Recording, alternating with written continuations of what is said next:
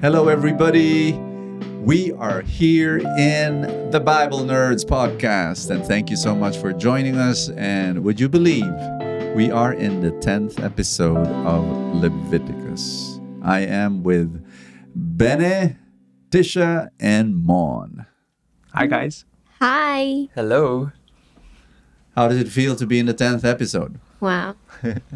It's unbelievable. But Thank you for coming this far. yeah. So remarkable. So we are here and we are going to talk about more about the Jubilee. That's how Leviticus ends. And is that the same thing that kids like to eat? You know? Jollibee. Yeah. No. No, it's not. What is it? Maybe it does feel the same joy. There you go. Yeah. Yeah. Nice.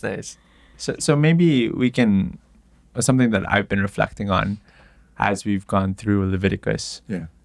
as a community is how there's this gradual shift, right? From the beginning of the book, which is talking about how do we enter into the presence of God, right? And then, okay, so here's what you need to do. You have these different kinds of sacrifices, Yeah. different kinds of instructions, right? And you walk through the book and then you find yourself at the center of the book that describes the Day of Atonement, right? This movement into the holy space of God, Yeah. where the high priest mediates before God the sins of the community to create a restart, a brand new reset for the Israelite community. And from that middle section, right, of renewal and restoration, Yeah. we see the whole book turning towards this focus, right? This focus of celebrating and describing what life with God looks like, Yes. right? That it's this movement to all the other outer parts, or Yeah. the Forward looking from there. forward looking, and kind of like, because the question at the start of the book is how do I enter, right? But now it's kind of like talking about how do we bring the presence of God into all the daily activities and Israelite society, the day-to-day Israelite society. Yes. And we see that through the form of the festivals. We see that through the form of what family life is going to look like, what work life is going to look like. Yeah. It's this outward movement Yeah. Yeah. from the middle point, from Leviticus 16 onwards. We see this outward movement to sort of describe and celebrate what a community that is centered around the presence of God, what life would look like in that situation. So it's from how do I enter going to how do we live with God in our midst? Yes. Parang ganun. Wow, you just summarized what I was trying to capture in several paragraphs in one sentence. That's Mon for you. Yeah, exactly. That's it. And so when we reach the end of the book, this is that theme brought out to its fullest form, which Yeah. is the concept of the Sabbath year and the Jubilee. Yeah. So we're gonna walk through that. Right. So, okay, what do we tackle first, or do we tackle them both at the same time? Sabbath year is the 7th year, Yeah. and then the we'll do- Jubilee year would be the after 7 cycles of the Sabbath year. Yeah. So that's after 49 years. There's still a 50th year. That's supposed to the be the year of Jubilee. Jubilee. Yeah. Okay. So let's start with the Sabbath year Okay. first. Okay. So 7th year. Yeah. Tisha, you want to tell us about the Sabbath year?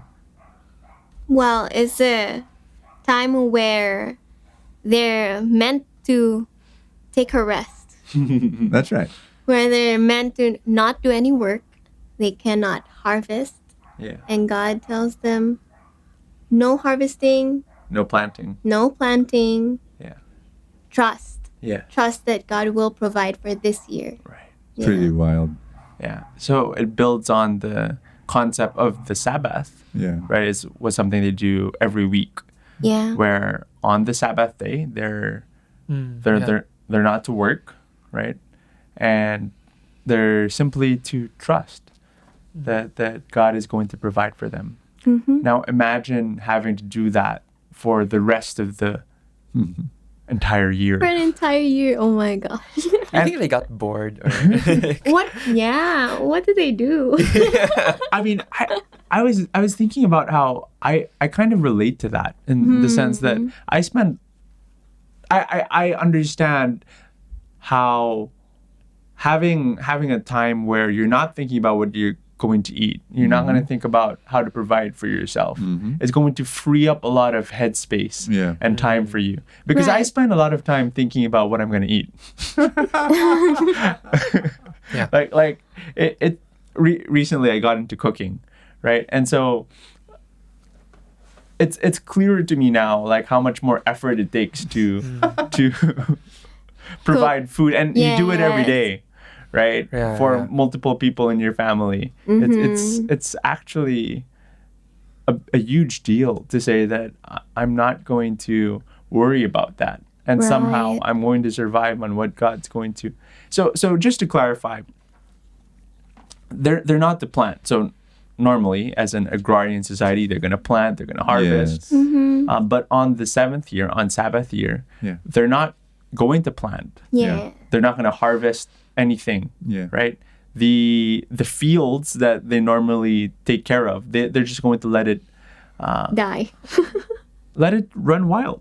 Yeah. Yeah, and they're not to pick from that. Yes, yes. They can, however, pick from the trees. Right, just the trees that are growing that are not being farmed or cultivated, Yeah. and that's it. Yeah. They're supposed to rely completely on God's provision. Yeah. That there should have been enough from last year's harvest on the sixth year that will get them through this Sabbath year. Yeah. Awesome. And if you're going to get a modern equivalent of that, there are priests and also nuns who have sabbatical years. And what they do is instead of working in the parish, they Right. go for 6 months, for example. Not maybe the whole year, but maybe 6 months just to go on a study leave. Yeah. And so they study something that they've always been wanting to study, whether it be, counseling or something about scripture or whatever. And what they do is not only is it a time of rest, but refreshment as well. Yeah. Yeah. And then they're supposed to go back into ministry with a lot more. Yeah. It's really like this idea is really relevant to our society today. Yeah. Because like if you talk to anyone, right? Yeah. Like almost anyone in this modern day and time, they'll always like the most predictable answer somebody would say if you ask them how they are is they're tired Oh, yeah. or they're busy. Naging Yeah. status na siya. Yeah. Hindi na siya, I'm fine, thank you, how about you? No, it's, I'm Yeah. tired. Yeah, right. I'm Yeah. tired. I'm busy. Yeah. And I guess it's just sort of the effect of our very fast-paced life that we don't have room Right. for rest. Yes. And so when you look at how in Leviticus it frames this idea Yeah. that their life needs to revolve around these cycles of 7, Yeah. where on the 7th year Yeah. that their main focus on that year is not for providing for themselves. Yeah. Right? That's not going to be the most important thing. Yeah.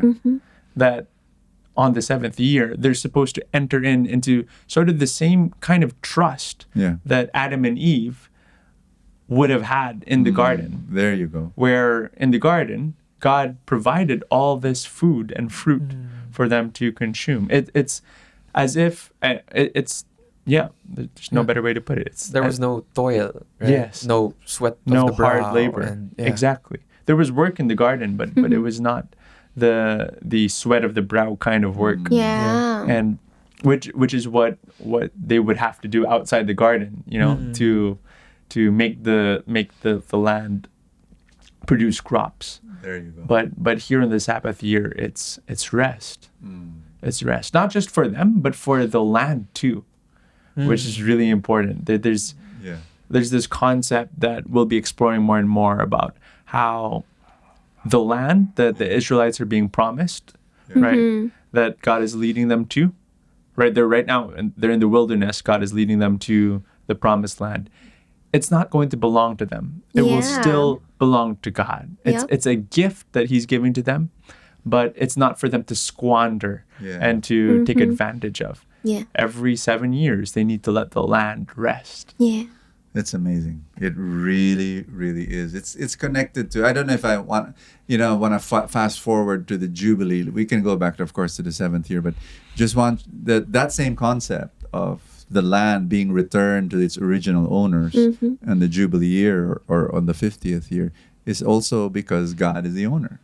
Yeah. We are all tenants, Yeah. Yeah. and so it brings that up again. Yeah. And then if you go to the other expressions of Sabbath year and Jubilee year, that the debts will be freed, will be canceled. I'm sorry, Slaves. and then the slaves will be set free. I Yeah. mean, all of that is really this whole idea that I don't own a slave. I don't own the land. Yeah. God owns all these, and I return this. I return this, and so when you have that mindset, you will live very differently.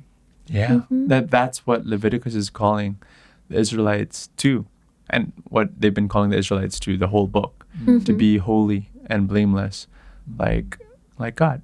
Yeah.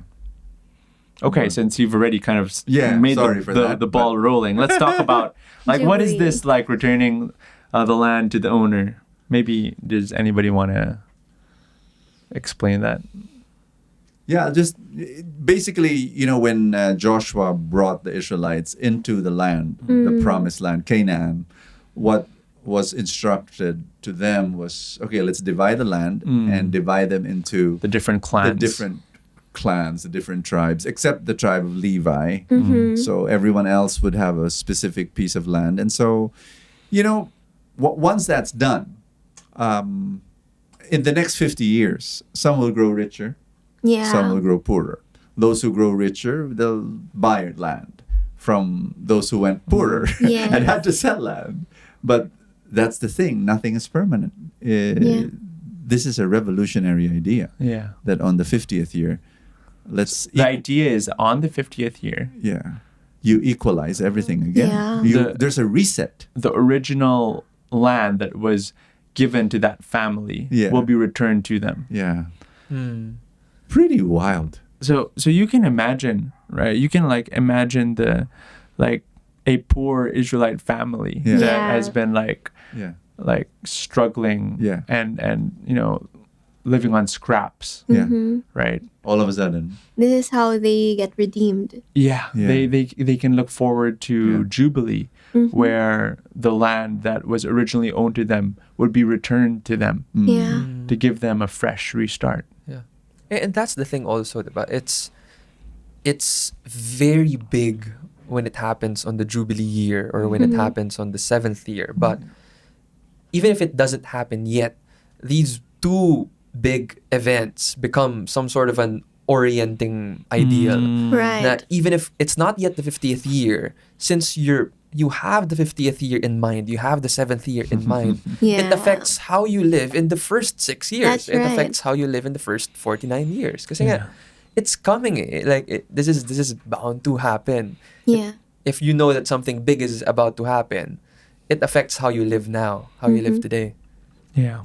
Yeah. Yeah. Awesome. So Leviticus pictures a community that is built around this idea that God intends the flourishing of every person and of the land, right? That debt, and so this was something that you also mentioned already, that debt was supposed to be released on the 7th year. If you owed another Israelite a certain amount, it gets canceled, it gets crossed out Yeah. on the 7th year. So just imagine the implications of that. Yeah. It's Magpapautang ka ba? magpapautang ka pa. Habang malapit na. Yeah. It is so revolutionary. In fact, when you read Leviticus, like when I was so much younger, I was a teenager reading Leviticus for the first time, I kind of said, wow, wouldn't it be wonderful to apply this now? But then, of course, when I grew older, when I was in my 20s, you know, I realized it's impossible, you know, because you've got all these things happening right now. But it is a call. It is if I'm gonna borrow Mon's, you know, it's an orienting call. It's like okay, what does it mean, you know, and the values. Like a while ago, we talked about, you know, Sabbath and the idea of rest and how we can apply that in our calendars, you know, by giving space for rest and to focus on our relationship with the Lord and trust and all of that. But how about this one?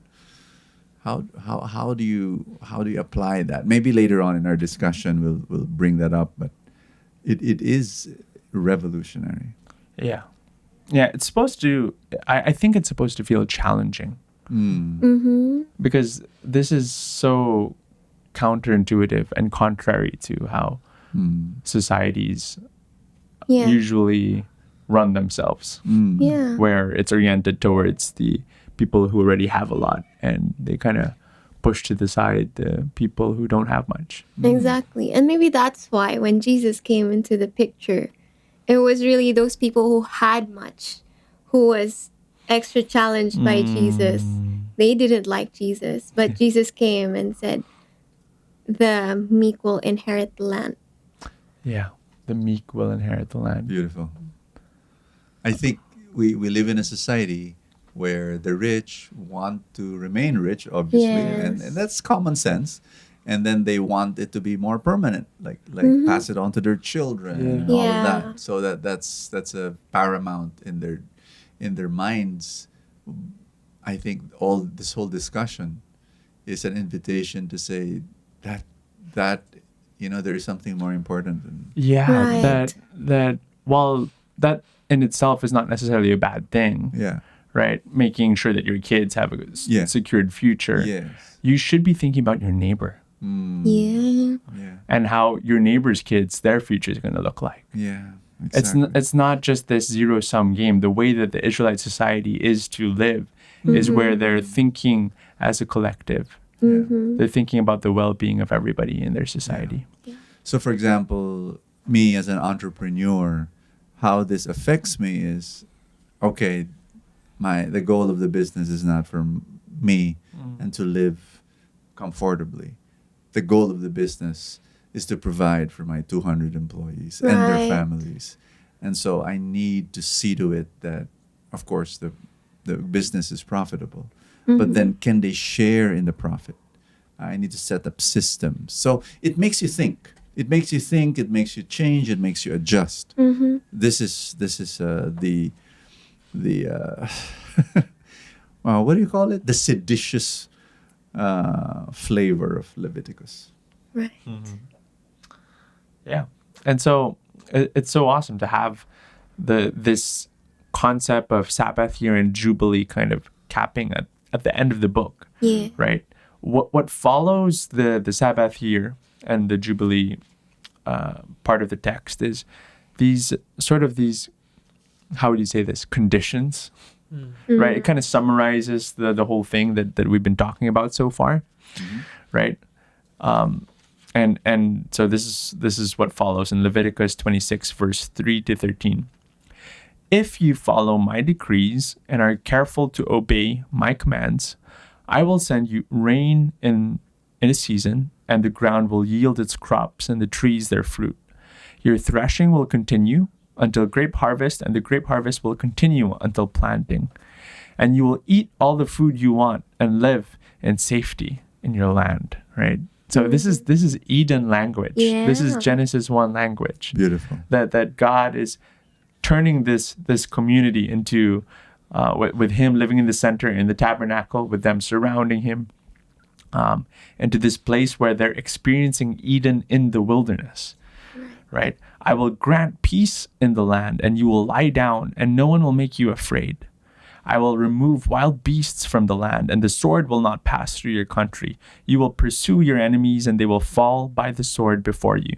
5 of you will chase 100, and 100 of you will chase 10,000, and your enemies will fail by the sword before you. I will look on you with favor and make you fruitful, right? And increase your numbers. And I will keep my covenant with you. You will still be eating last year's harvest when you have to move it out to make room for the new. I will put my dwelling place among you, and I will not abhor you. And this is the last statement of the, we kind of call this like the blessing, the blessing terms in Leviticus. I will walk among you and be your God, right? So far in the story, God has moved in with the Israelites, right? He's dwelling with them in the tent. But this is like a whole different level, right? This is something that we've only seen in Genesis 2 and 3, where I will walk with you, right? And be your God, and you will be my people. That God will be so permeated in God and his presence would have permeated their society to such a degree that it's almost as if God is walking outside the tabernacle now into the village. He's not just there in the tabernacle, but he's found everywhere in their community. Remarkable. Yeah. I am the Lord your God who brought you out of Egypt so that you would no longer be slaves. I broke the bars of your yoke and enabled you to walk with your heads held high. And they say Leviticus is not inspirational. It's incredible. This is the promise that Leviticus offers if they obey and they trust. Right? Yep. And what follows the blessing terms are the curse terms. Right? So if you do not. If they don't keep God's Sabbaths and his commands, this is what happens. The opposite is what's going to happen to them. That the land will be forced to spit them out. Right? That wait. Yeah, if the land does not rest, if you don't allow the land to rest, the land will force itself to rest by spitting you out. And so the Israelites were exiled. We know the history. Maybe they don't. Well, we can. The Babylonians came and conquered Jerusalem and got all the Israelites there that were the leaders and that were young and able-bodied and And then I have the text. So these are the curse terms. Okay, go ahead. So complete opposite from the thing that we just read. I will turn your cities into ruins and lay waste your sanctuaries. I will take no delight in the pleasing aroma of your offerings. I myself will lay waste the land so that your enemies who live there will be appalled. I will scatter you among the nations and will draw you out. My sword will pursue you. Your land will be laid waste and your city will lie in ruins. Then the land will enjoy its Sabbath years, all the time that it lies desolate, and you are in the country of your enemies. Then the land will rest and enjoy its Sabbaths. All the time that it lies desolate, the land will have the rest it did not have during the Sabbaths you lived in it. So wild. It highlights, I just reading it now, it kind of occurred to me that it's highlighting how, in particular, if they don't keep the Sabbaths. The land will rest with or without you. That's somehow considering everything that we've read so far in Leviticus about loving your neighbor, about doing all these certain things, these offerings. What seems to be something very important to God is the keeping of the Sabbaths. Right. Right? Yeah. The Sabbath day, the Sabbath year, the Jubilee. If they don't keep it, right, then they will be exiled. Then they'll be exiled out of the land, just like how Adam and Eve were exiled out of the garden. Right? And then the land will have rest. Because Sabbath is really all about trust. And I think in terms of Adam and Eve and the fall is really about not trusting. Yes. So and that's why Sabbath is so important to God. Yeah. So you mentioned that if you look at the history of Israel, God promises to them this promised land that he's leading them to. And you read about it in 1 Kings, 2 Kings.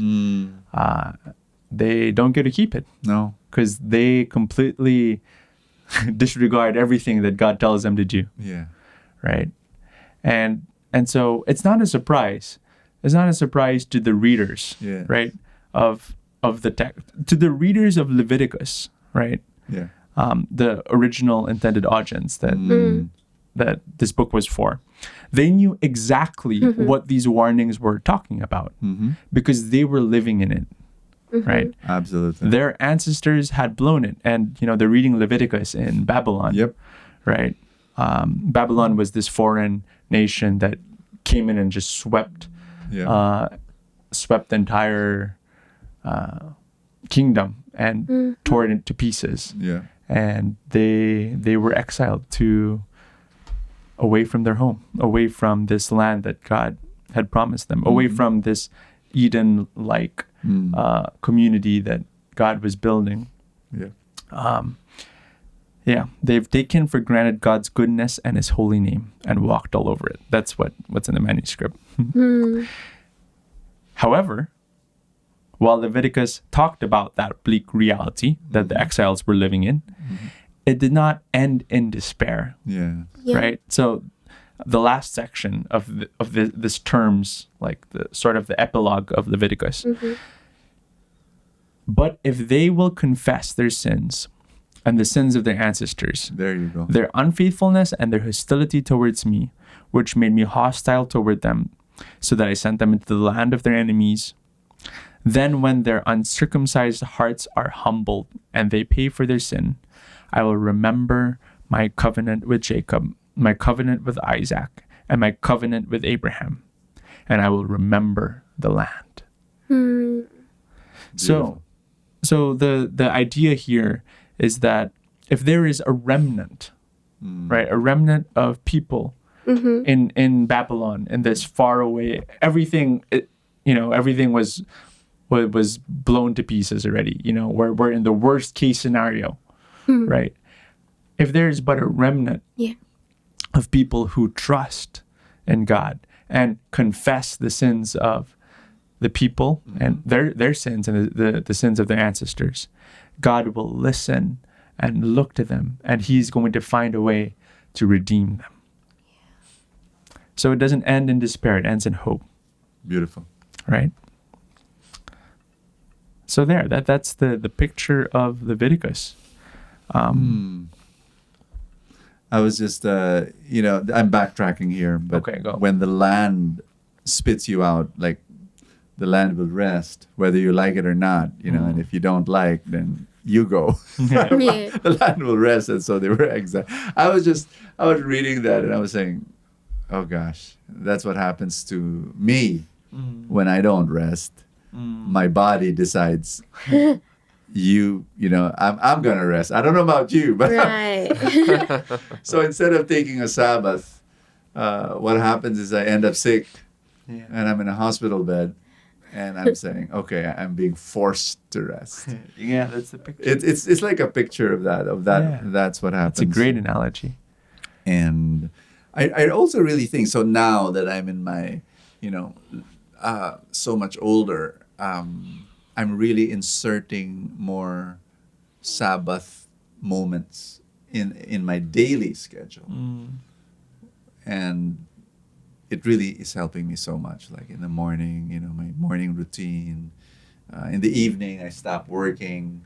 I didn't do that before, but it really, and not just to rest, but it's really an expression of your trust in the God that, okay, he's in charge. So, and then inserting it also as a weekly rhythm, inserting it as an annual rhythm. So looking at your calendar and putting more Sabbath moments there, and really a Sabbath attitude. So that's my reflection as we end Leviticus. Yeah.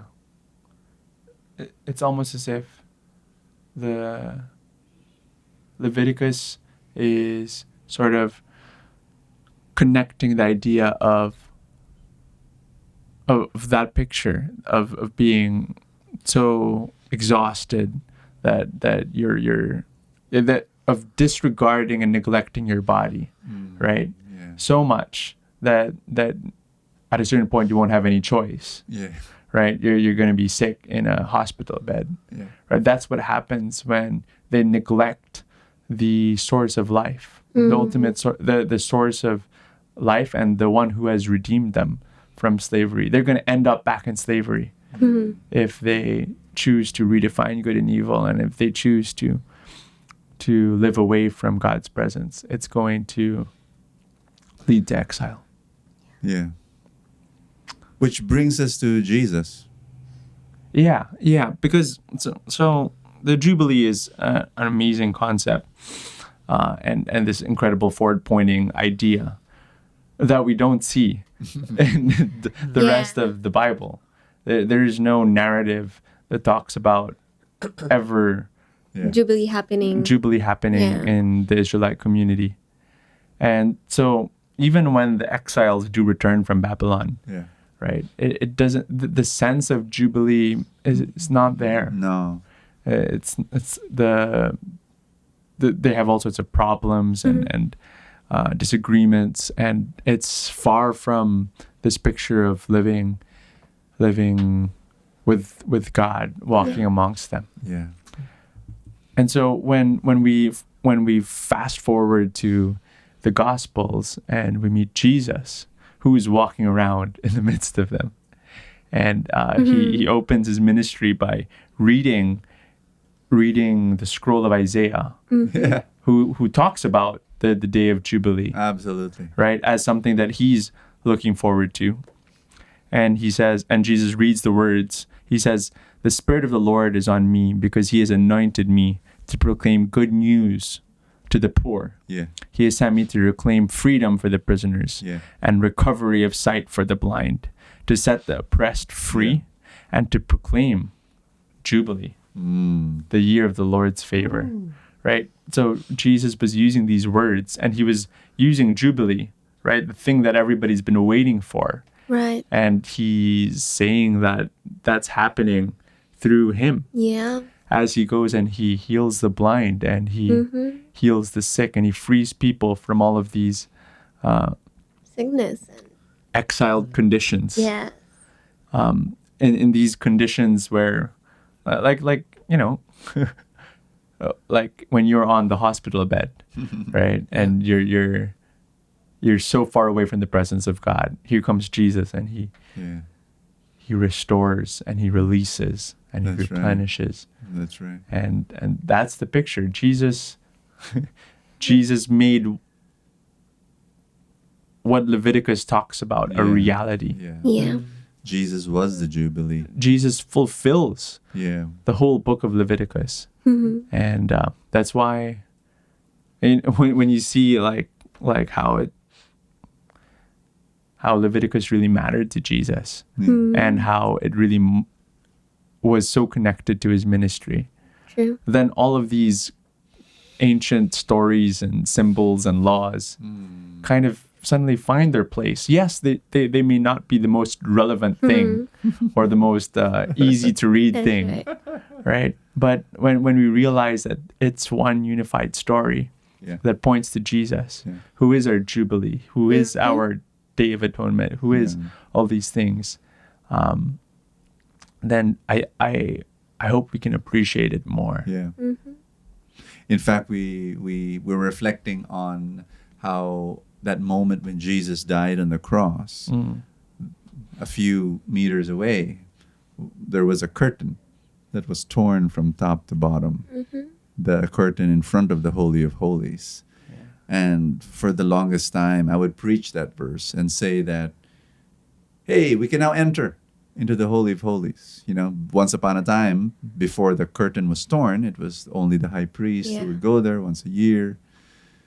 But after reading Leviticus and looking at the design pattern, the curtain was torn not only so that we can go in, but so that the Holy of Holies is actually now going to be the planet. It's like God going out and saying, "I'm taking over. I'm walking." Yeah. How you read that verse, God, It's walking in our midst. walking in our midst, like Genesis 3 all over again. God walking in the cool of day in the garden. 1 and 2. Yeah. Yeah. It's an incredible thought. Jesus has purified and atoned this world, and he's reclaimed it for his purposes and his will. Yeah. And we're being invited to participate in that. Super cool. All right. Thank you. I think that caps our conversation on Leviticus. Beautiful. Yeah, I'm still stunned that that we got to do this, and by how challenging and at the same time compelling this book True. has been for, I think, all of us. And there you have it. Thank you so much, guys, for joining us, not only for this episode, but for the whole series of Leviticus. And so we move on and we keep on sharing to you. And we'll see you in our next episode where we discuss about... Numbers. Yeah. Right. So we talk about numbers. And yes, it's a book that we hardly read because it's, all the these things that are so far removed from modern life. But yes, there is a message for you that will bless your life. So see you in our next episode in our podcast, Bible Nerds. God bless you.